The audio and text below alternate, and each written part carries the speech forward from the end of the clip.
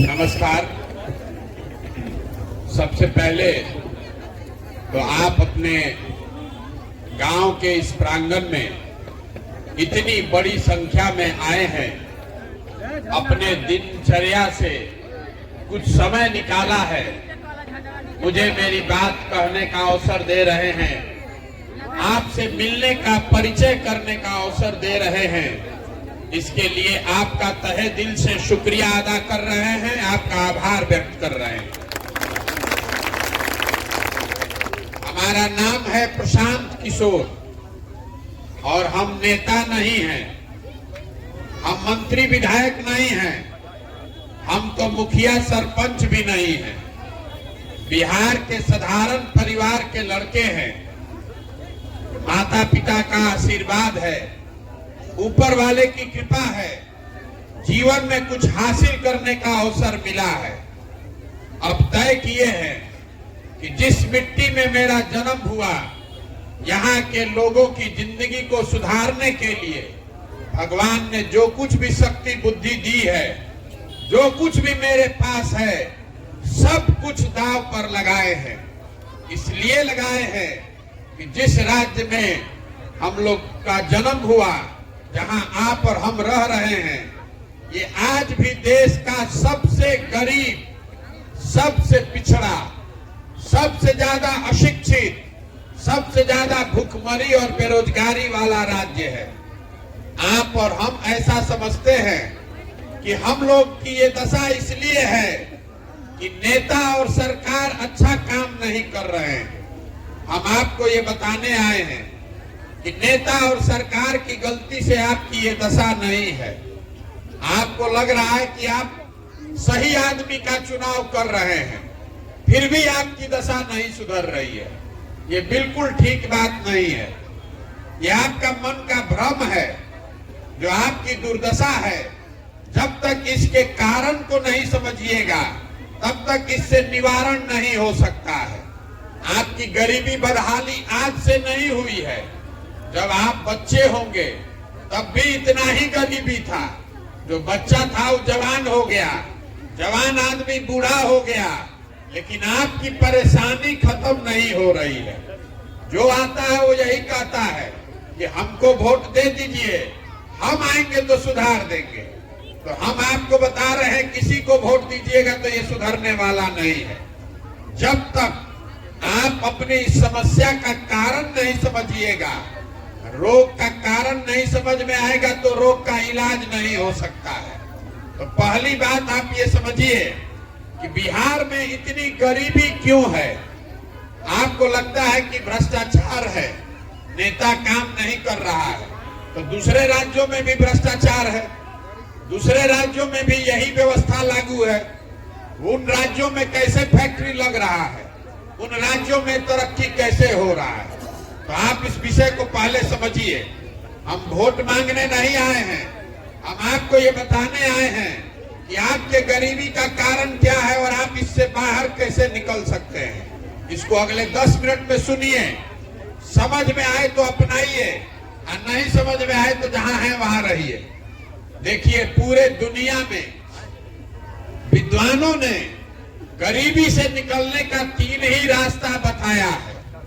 पहला रास्ता है पढ़ाई। अगर आपका बाल बच्चा पढ़ लिख जाएगा, बढ़िया पढ़ लिख जाए, तो अपना जीवन सुधार सकता है। दूसरा रास्ता है जमीन। अगर आप पढ़े लिखे नहीं हैं, लेकिन आपके पास जमीन हो, तो खेती किसानी करके भी आप अपना जीवन सुधार सकते हैं। और तीसरा रास्ता है पैसा, पूंजी। अगर आप पढ़े लिखे नहीं हैं, जमीन नहीं है, लेकिन अगर आपके पास पैसा हो, तो कोई रोजी रोजगार दुकान दौरी करके आप अपना जीवन सुधार सकते हैं। आप बिहार को ध्यान से देखिएगा, अपने गांव, अपने पंचायत को देखिएगा, तो आपको पता चलेगा कि बिहार में ज्यादातर लोगों के पास ये तीनों रास्ते बंद हैं। आपके बच्चों के पढ़ने की सुविधा है ही नहीं। आपका बच्चा जो सरकारी स्कूल में पढ़ने जा रहा है, वहां पढ़ाई नहीं हो रहा है, वो सरकारी स्कूल में पिलुआ वाला खिचड़ी खा के घर आ रहा है। आप में से कुछ लोग ऐसे हैं जो अपने बच्चों को प्राइवेट स्कूल में पढ़ा रहे हैं, तो भैया जो प्राइवेट स्कूल में पढ़ा रहा है उसके बच्चों का भी भला नहीं हो सकता है। ऐसे कि स्कूल तो आप प्राइवेट में पढ़ा लीजिएगा, लेकिन कॉलेज तो सरकारी ही है, तो वहां से कैसे बचिएगा। तो आपके बच्चों को पढ़ने की सुविधा नहीं है। और ऐसा नहीं है कि बिहार में पढ़ाई पर खर्चा नहीं हो रहा है। इस राज्य में, गरीब राज्य में, आपका हमारा 40,000 करोड़ रुपया, याद रखिए 40,000 करोड़ रुपया हर साल आपके बच्चों के पढ़ाई के नाम पर खर्च किया जा रहा है। और आपके बच्चों को कुछ पढ़ाई नहीं मिल रहा है, उसको खाली खिचड़ी या साइकिल मिल रहा है। तो आपका पढ़ाई आपके पास है नहीं, तो खेती करके आपका जीवन काहे नहीं सुधर रहा है, उसको समझिए। तो बिहार में जितने लोग रहते हैं, आपके गांव में भी जितने लोग रहते होंगे, 100 में से 60 आदमी के पास एक धूर जमीनें नहीं है। यहाँ पर भूमि सुधार लागू नहीं किया गया, जिसकी वजह से ज्यादातर लोगों के पास जमीन नहीं है। लेकिन जो 40 आदमी के पास जमीन है, उसमें 35 आदमी ऐसा है जिसके पास 2 बीघा से कम जमीन है। तो बिहार में जो लोग खेती करते हैं, ये कमाने वाला खेती नहीं है, ये खाने वाला खेती है। आपके खेत में उतना ही उपजता है कि आप अपना और अपने बाल बच्चों का पेट भर सकें। पूरे बिहार में 4 से 5% लोग ही ऐसे हैं जिनको खेती से आमदनी हो रहा है। बाकी आदमी खेती करके अपना और अपने बाल बच्चे का पेट भर रहा है, या फिर खेत में मजदूर है। तो पढ़ाई आपके पास है नहीं, खेती से आमदनी का जरिया है नहीं। तीसरा रास्ता आपको हमने बताया, पैसा, पूंजी। अगर आप पढ़े लिखे नहीं हैं, जमीन नहीं है, पैसा होता तो कुछ नहीं तो 5 गो भैंसे पाल लेते। अपने गांव, अपने शहर में कोई किराना फार्चून खाद का दुकान कर लेते, मुर्गी फार्म खोल लेते, कुछ काम करते जिससे आपका जीवन सुधर जाता। वो क्यों नहीं हो रहा है? वो इसलिए नहीं हो रहा है कि बिहार में 100 में 80 आदमी, इसको भी याद रखिएगा, 100 में 80 आदमी एक दिन में 100 रुपया भी नहीं कमाता है। इस महंगाई के जमाना में अगर आप 100 रुपया कमा रहे हैं दिन में, तो आप खाइएगा क्या और बचाइएगा क्या और पूंजी कहां से लाइएगा? यही कारण है बिहार में गरीबी का। आपके पास शिक्षा है नहीं, जमीन है नहीं, पूंजी है नहीं, तो गरीबी से निकलिएगा कैसे? जितना मेहनत करना है कर लीजिए, जिसको वोट देना है दे दीजिए, सरकार कोई योजना ला दे, आप गरीबी से नहीं निकल सकते। जब तक यहाँ बच्चों के पढ़ने की अच्छी व्यवस्था नहीं होगी, जब तक यहाँ के भूमिहीनों को जमीन नहीं दिया जाएगा, और जब तक घर घर में महिलाओं को, युवाओं को सरकार कर्जा देकर पैसा देकर रोजी रोजगार नहीं कराएगा, तब तक यहाँ से गरीबी दूर नहीं हो सकता है। तो अब आप कहिएगा, इतना ध्यान से सुन रहे हैं, कि अगर प्रशांत किशोर आपको मालूम है तो ये सरकार क्यों नहीं कर रही है? अभी आपको 2 मिनट में समझाएंगे कि ये काम बिहार में क्यों नहीं हो रहा है। अभी जितने लोग बैठे हैं, हम आपसे अभी एक सवाल पूछेंगे, सबको जवाब देना है हाथ उठा के, हाँ चाहे ना। कथा नहीं सुनना है, जवाब देना है। सवाल पूछेंगे, उसका जवाब दीजिए। जितने लोग आप यहाँ हैं, इस बात में तो आपकी सहमति है कि बिहार में और कुछ हो चाहे नहीं, सबके बच्चों के पढ़ने की व्यवस्था होनी चाहिए। होनी चाहिए कि नहीं होनी चाहिए? होनी चाहिए ना भाई। अभी सब ने कहा कि सबके बच्चों के पढ़ने की अच्छी व्यवस्था होनी चाहिए। तो अब सब लोग अपने अपने बच्चों को याद कर लीजिए, अपने बच्चों को याद करके अपने दिल पर हाथ रखकर बोलिए, आपने जिंदगी में कभी पढ़ाई के लिए, बच्चों के पढ़ाई के, शिक्षा के लिए वोट दिया है? जो दिया है तो हाथ उठाइए। यही आपके दुर्दशा का कारण है। आप नेता खोज रहे हैं, भैया आपको किसी नेता का जरूरत नहीं है। अभी आपने खुद से हाथ उठाकर बताया, आपको ये मालूम है कि आपके बच्चे अगर पढ़ेंगे तो उससे आपका जीवन सुधर जाएगा, लेकिन आप पढ़ाई के लिए वोट नहीं देते हैं। तो जब आप ताला का चाबी लगाइएगा नहीं तो ताला खुलेगा कैसे? यही आपके दुर्दशा का कारण है। यही आपको बताने चले हैं। आपको लग रहा है कि आपको नेता ठग रहा है, सब यही कह रहा है कि भैया नेता काम नहीं कर रहा है। हम आपको बताने आए हैं नेता आपको नहीं ठग रहा है। अगर नेता ठगता तो एक बार नेता ठगता, दूसरा बार आप जग जाते, 2 बार नेता ठगता, तीसरा बार आप जग जाते, लेकिन आप तो 50 बरस से ठगा रहे हैं। इसका मतलब है कि कहीं ना कहीं आप में हम में गलती है। गलती ये है कि आप लोकतंत्र में अपने वोट की ताकत को नहीं समझ रहे हैं। देखिए, लोकतंत्र में जिस काम के लिए भी आप वोट दीजिएगा, वोट चाहे जिसको भी दीजिए, चाहे नीतीश को दीजिए, लालू को दीजिए, मोदी को दीजिए, प्रशांत किशोर को दीजिए, उससे फर्क नहीं है। जिस विषय पर वोट दीजिएगा वो काम अपने आप होगा। अभी आपको समझाते हैं। देखिए, यहाँ जितने लोग हैं, हम लोगों ने राम मंदिर बनाने के लिए वोट दिया है। तो राम बिहार में नाली, गली, सड़क, फैक्ट्री, स्कूल बने चाहे नहीं, अयोध्या में राम मंदिर बन रहा है कि नहीं बन रहा है? बोलिए सोच के, बन रहा है कि नहीं बन रहा है? आपने, हमने 5 किलो अनाज पर मोदी जी को वोट दिया है। तो बिहार में कितनों चोरी भ्रष्टाचार है।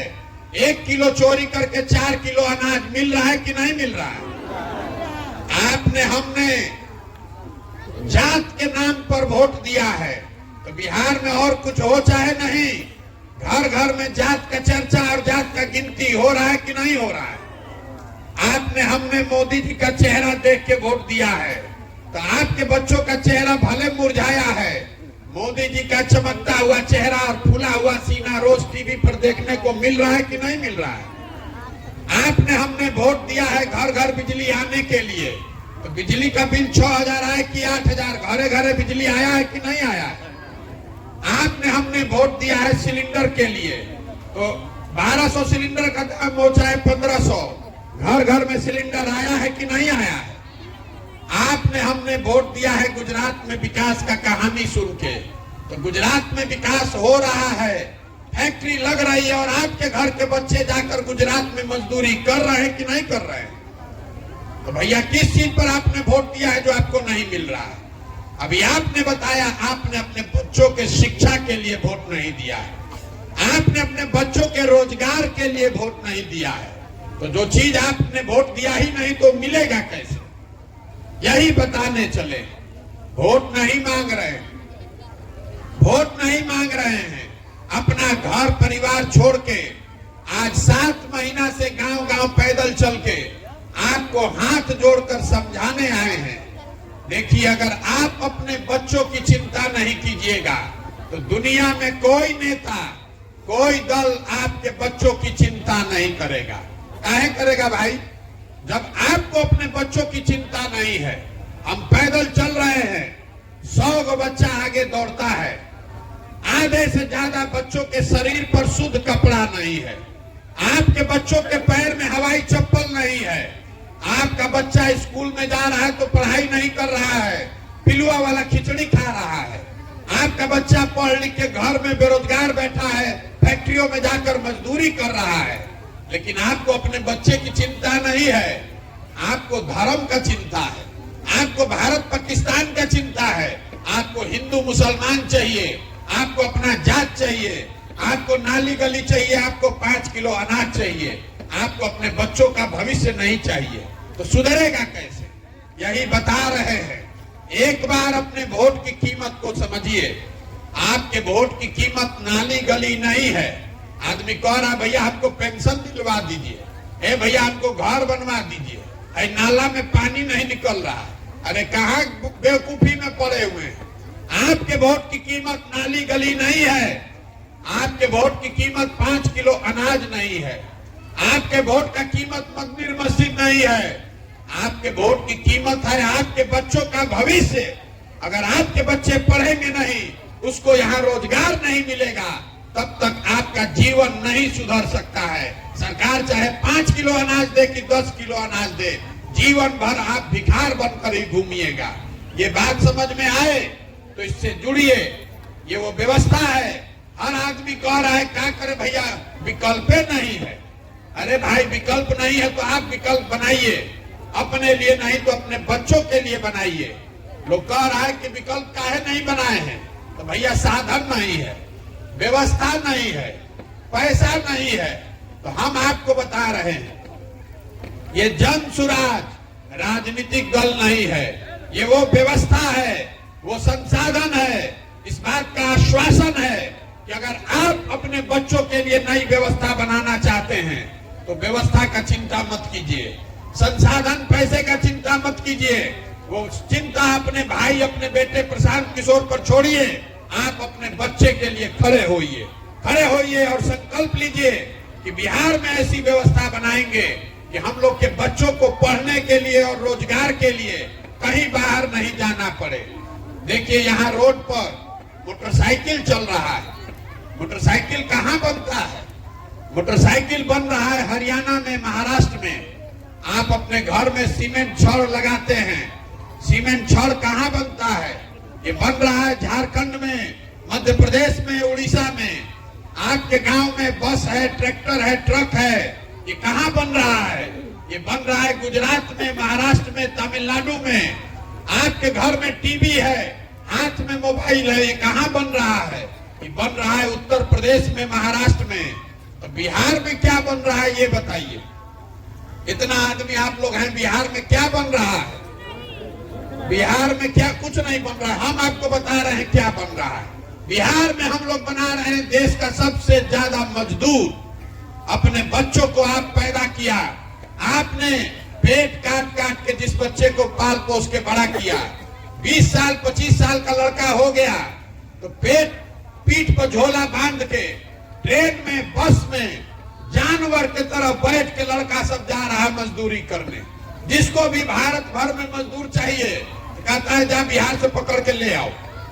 आपके बच्चे, आपके घर का सामान, आपके बेटे, आपके भाई, आपके बाबूजी जो बाहर जाकर मजदूरी कर रहा है, छोटा छोटा कमरा में 4-4, 5-5 लड़का रहता है, 12-12 घंटा अपना शरीर गला रहा है कि 15,000 रुपया मिले, अपना खा पी के 6,000 बचाए, घरे भेजे कि हमारा बाल बच्चा खाना खाएगा। और आपसे पूछ रहे हैं कि चाची वोट काहे देनी है, तो आप कह रहे हैं कि क्या करी भैया, गौवा में सब देते रहे तो हमू दे देनी है।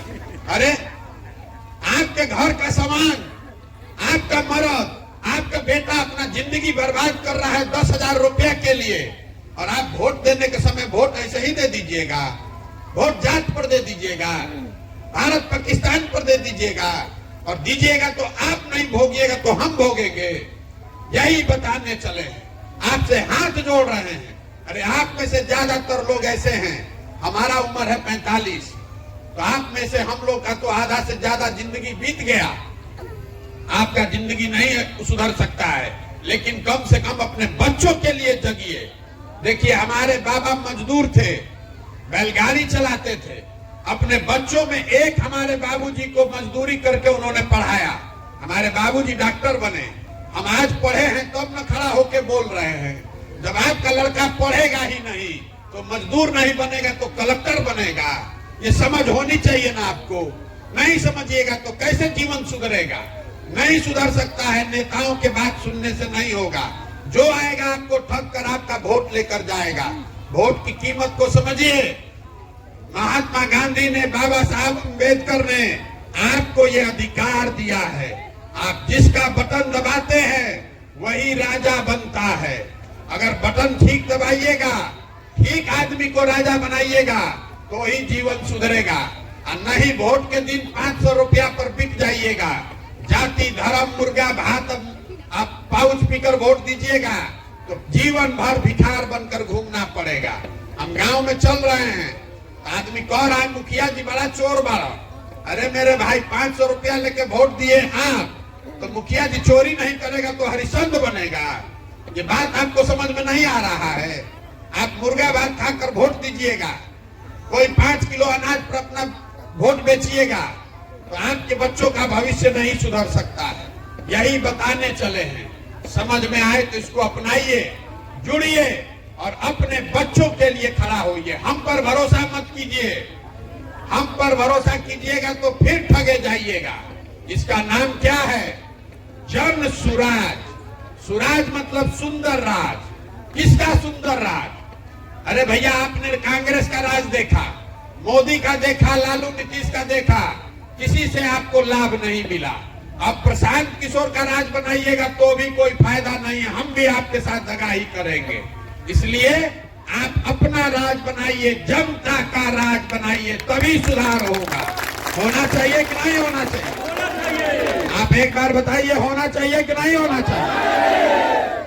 आपको 5 किलो अनाज चाहिए कि बच्चों के लिए रोजगार चाहिए? सबको बोलना है, 5 किलो अनाज चाहिए कि बच्चों के लिए रोजगार चाहिए? अपने जात का नेता चाहिए कि बच्चों के लिए पढ़ाई चाहिए? वोट किस चीज पर पढ़ना चाहिए? पढ़ाई पर और रोजगार पर। एक बार मेरी बात मानिए, हमको वोट नहीं चाहिए।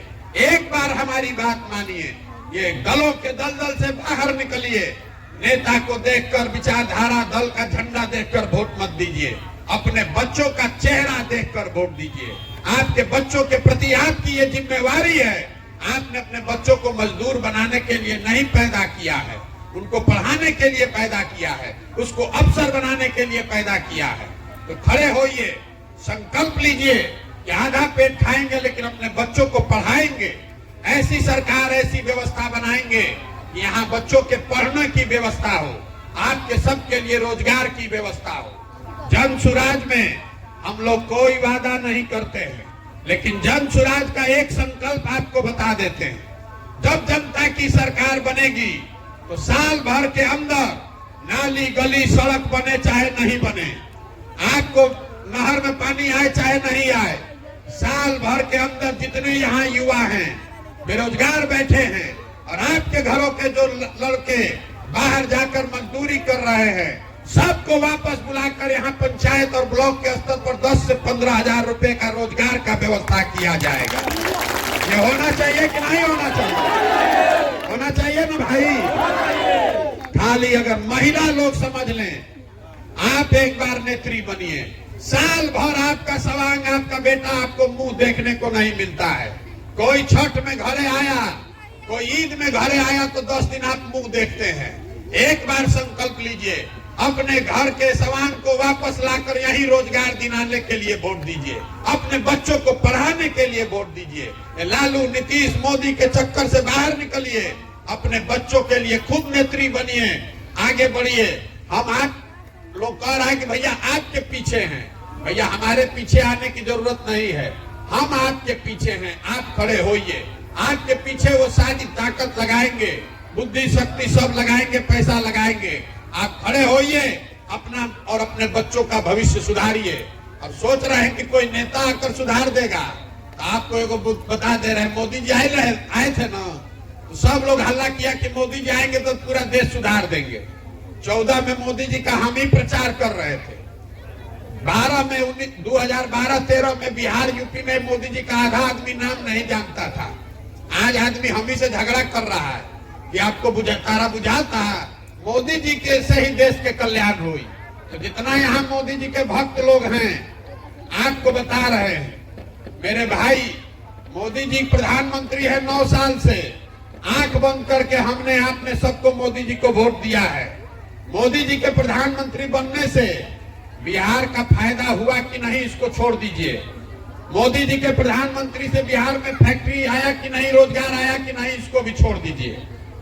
9 बरस में मोदी जी ने बिहार के लिए, एक बिहार के विकास पर अगर एक बैठक किया है, इसका प्रमाण आप हमको दिखा दीजिए और हम कल से मोदी जी का झंडा लेकर चलने को तैयार हैं। इस आदमी ने 9 बरस में बिहार के विकास के लिए एक बैठक तक नहीं किया, और आप और हम उछल उछल कर कमल पर वोट दे रहे हैं। तो आप और हमारे लड़के अगर मजदूर नहीं बनेंगे तो कौन मजदूर बनेगा? गलती मोदी जी की नहीं है, गलती हमारी, आपकी है। इसलिए खड़े होइए, संकल्प लीजिए कि गलत वोट नहीं देंगे, अपने बच्चों के लिए वोट देंगे, तभी ये सुधरेगा। एक बार अब हम नारा लगा कर खत्म करेंगे। मैं बोलूंगा जय बिहार, आपको बोलना है जय जय बिहार, जय बिहार। यहाँ के आदमी में हतने दम है। जय बिहार, जय बिहार, जय बिहार। ये नारा आपको क्यों लगवा रहे हैं इसको पहले समझ लीजिए। हम बिना मतलब के नारा भी नहीं लगवाते। ये नारा इसलिए लगवा रहे हैं कि बिहार में लोगों का, ज्यादातर लोगों का आत्मसम्मान मर गया है।